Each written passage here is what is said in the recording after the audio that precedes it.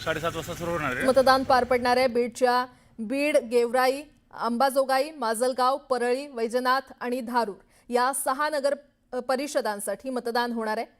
तर गेले 8 दिवस प्रचाराची रणधुमाळी होती आणि आज मतदान होत असून उमेदवारांचं भवितव्य ईव्हीएम मध्ये बंद होणार आहे।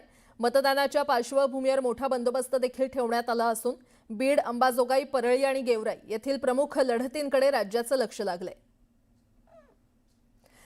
अधिक माहिती देत आहेत आमचे प्रतिनिधी सुरेश जाधव आपल्यासोबत जोडले गेलेले आहेत। सुरेश, आज मतदानाचा दिवस, बीडमध्ये चुरशीची लढत होणार आहे, काय सध्या वातावरण?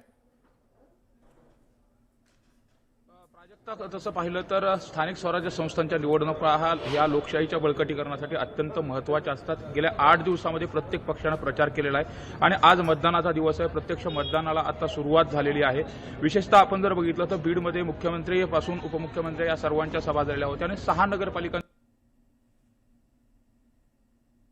निवडणुका लागतात, त्यामुळे मतदारांना देखील खूप मोठा उत्साह आहे।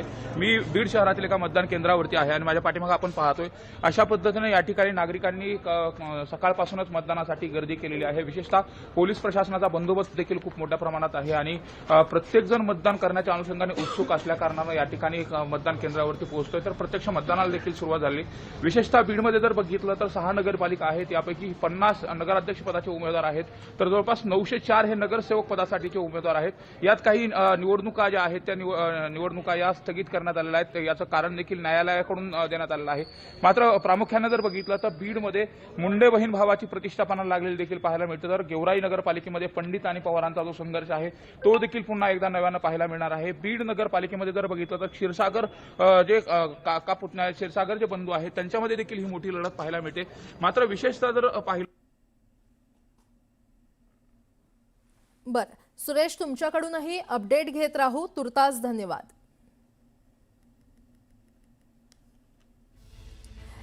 तर 264 नगरपरिषदा आणि नगरपंचायतींसाठी मतदानाला सुरुवात झालेली आहे। मतदान केंद्राबाहेर मोठा बंदोबस्त तैनात करण्यात आलाय।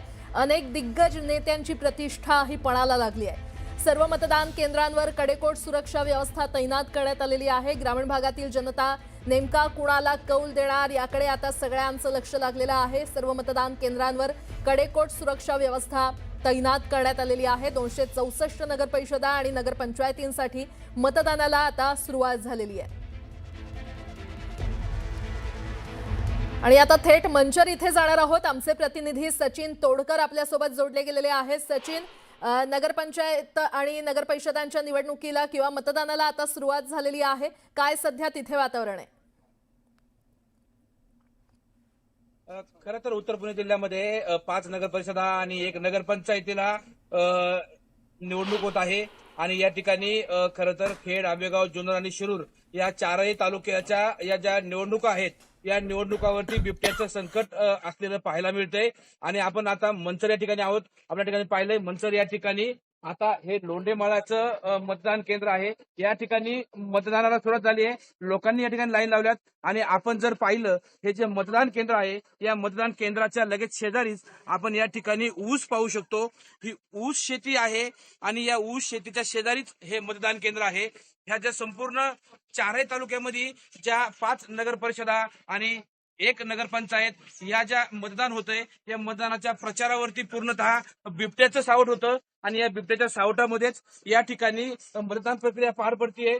सकाळी 7:30 वाजता या ठिकाणी मतदानाला सुरुवात झाली आहे आणि मतदारांनी या ठिकाणी आता गर्दी करायला सुरुवात केली आहे। मतदार लाईन लावून मतदानाची प्रक्रिया पार पाडता येते।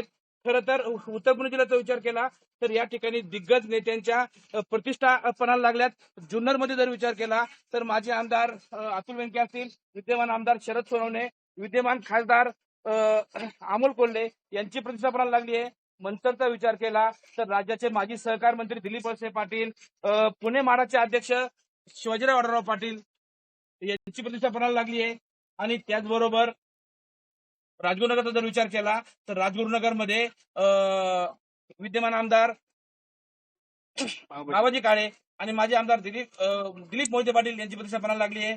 चाकणमध्येही खेडचे माजी आमदारांमध्ये प्रतिष्ठा पणाला लागली आहे. तर आळंदीमध्ये सुद्धा या दोन आमदारांची प्रतिष्ठा पणाला लागली असून शिरूर नगर परिषदेचा जर विचार केला तर शिरूर नगर परिषदेमध्ये विद्यमान आमदार माऊली कटके आणि माजी आमदार अशोक बाबू पवार यांची प्रतिष्ठा पणाला लागली आहे. या भागातील सर्व लढती या महायुतीमध्ये होत असून तुरळक ठिकाणी महाविकास आघाडी या निवडणुकांना सामोरे जाते. स्टुडिओ सचिन, तुमच्याकडून अपडेट घेत राहू. तुर्तास धन्यवाद या संपूर्ण माहितीसाठी.